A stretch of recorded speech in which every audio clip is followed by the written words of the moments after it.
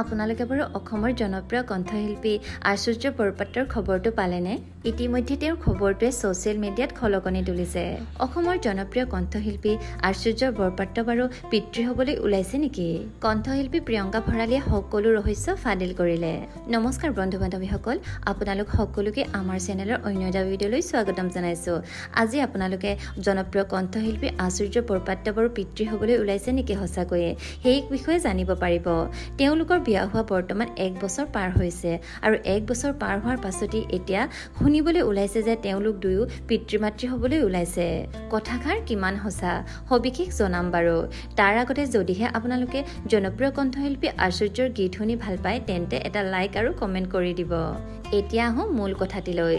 আজি কেইদিনমানৰ আগতে জনপ্ৰিয় কণ্ঠশিল্পী প্ৰিয়ংকা ভৰালীয়ে এটি পোষ্ট কৰিছিল। পোষ্টটিত তেওঁ মীনাক্ষী বৰঠাকুৰক ধন্যবাদ জনাইছিল আৰু লগতে শুভেচ্ছাও জ্ঞাপন কৰিছিল। আৰু তাৰ পাছতে আশুৰ্য পিতৃ হ'বলৈ ওলাইছে বুলি সকলোৱে ভাবিবলৈ ধৰে। কিন্তু কিমান সঁচা এই বিষয়ে আমি জ্ঞাত নহয়।